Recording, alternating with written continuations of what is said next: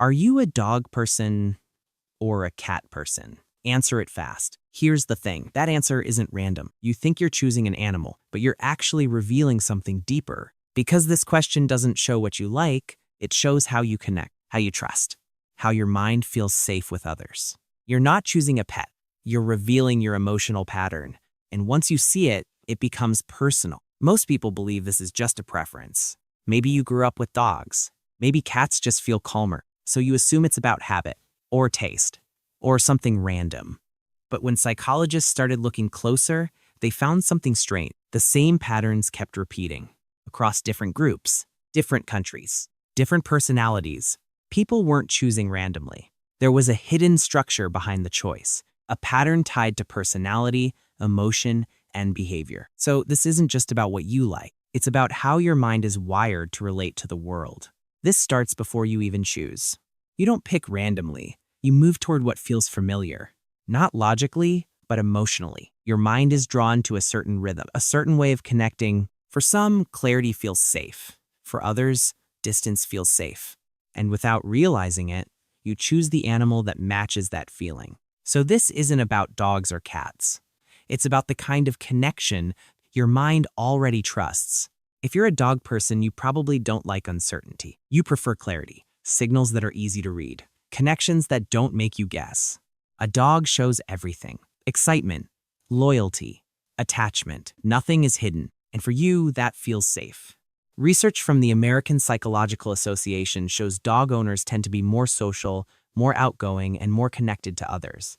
You rely on interaction. You gain energy from it. You're also more likely to trust quickly, to forgive easily, to assume good intentions first. Emotionally, you prefer relationships that are clear, stable, consistent, because at some point, uncertainty may have drained you. So you choose connection that feels simple, predictable, and real. If you're a cat person, you probably don't rush connection. You observe first. You feel before you trust. You don't give access to everyone. A cat doesn't perform. It doesn't give affection on demand. It chooses when to be close. And for you, that feels honest. Research from the University of Texas at Austin suggests cat lovers tend to score higher in openness and independent thinking. You're comfortable being alone. You don't need constant interaction. You also tend to analyze more, to notice subtle emotional shifts, to read what isn't being said. Emotionally, you prefer relationships with space, boundaries, choice, because at some point, trusting too fast may not have worked. So you choose connection that is slower, deeper, and real in its own way. This difference isn't just a feeling. It shows up in personality research. Psychologists often use something called the Big Five. 5 core traits that shape how people think and behave. And the pattern is surprisingly consistent. Dog lovers tend to score higher in extroversion, agreeableness, and conscientiousness, meaning you're more social, more cooperative, more structured. You engage with the world directly. You prefer clarity over complexity. Cat lovers tend to score higher in openness and neuroticism, meaning you're more more emotionally aware, more comfortable with nuance. You don't rush to simplify things. You're willing to sit with complexity. This doesn't define you completely, but it reveals a direction, a tendency, a pattern in how your mind processes connection, emotion, and the world around you. One study makes this even clearer. Research from the University of Texas at Austin found that cat lovers scored higher on intelligence tests and about 12% higher in neuroticism. Not in a negative way, but in sensitivity. They tend to be more self-aware, more alert to emotional detail. Dog lovers, on the other hand, reported higher energy levels and stronger social engagement. But this isn't about labeling people. It's about patterns, where your mind naturally leans, and what kind of connection feels most comfortable to you. This is where it becomes personal. If you're a dog person, you likely value closeness that is clear and steady. You don't like guessing in relationships. You show up. You stay. You take loyalty seriously. You forgive faster. You assume people mean well until proven otherwise. You don't play emotional games because connection, to you, should feel safe and direct. If you're a cat person, you approach connection differently. You trust slowly because fast trust failed you before. Not because you're cold, but because you've learned to be careful. You prefer space. You value boundaries. You want connection that is chosen, not expected. You don't need constant reassurance. You need authenticity. 2 different styles. One seeks clarity, the other seeks depth, and both are trying to feel safe in their own way. This didn't start today. If you're a dog person, you may have grown up valuing harmony, being dependable, being someone others can count on. You learned that connection comes from showing up, from being present, from being needed. And a dog reflects that back to you. If you're a cat person, your path may look different. You may have learned to rely on yourself, to observe more than express. Not because you didn't want connection, but because connection wasn't always safe or simple. So you adapted. You learned to protect your space, to trust slowly. And a cat reflects that world back to you. Even your lifestyle reflects this difference. Dog lovers are more likely to live with others, partners, families, shared spaces. Their lives naturally involve interaction, responsibility, routine.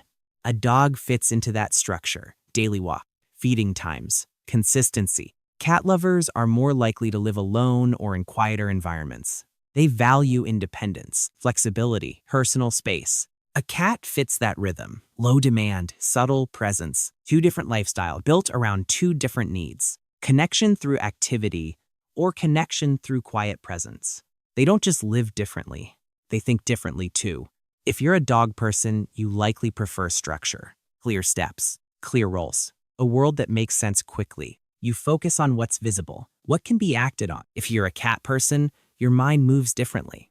You question more. You explore possibilities. You sit with ambiguity long. You don't rush to conclusions. You look for layers beneath the surface. One mind simplifies the world, the other explores it. Two different ways of thinking, both powerful. Here's something unexpected. Dog people are usually more open. They're more likely to accept both dogs and cats. Cat people tend to be more select. They don't connect with everything. They choose carefully. One opens outward, the other filters inward. Two different ways of navigating the world. But here's the twist. Your choice doesn't just reflect who you are. It slowly shapes you. If you're a dog person, your life becomes more structured. You follow routines, walks, feeding times, daily patterns. Over time, you become more consistent, more active, more outward. If you're a cat person, something else happens. You become more observant, more sensitive to small signals. You learn to read silence, to notice what others miss. The animal doesn't just match you, it trains you. And over time, you become an even stronger version of the pattern you started with. Now, ask yourself, if you're a dog person, do you need clarity to feel safe? Do you prefer knowing where you stand? Do you give more than you receive sometimes? If you're a cat person, do you hold parts of yourself back? Do you trust slowly even when you want to be close? Do you need space to feel like yourself? There's no right answer, just pattern. And once you see your pattern, you start to understand yourself in a way you never did before. So the next time someone asks, are you a dog person or a cat person? Remember this. You're not answering about an animal. You're answering about yourself, how you connect, how you trust, what makes you feel safe. Because in the end, your preference isn't random. It's you. If this felt accurate, hit like, subscribe for more.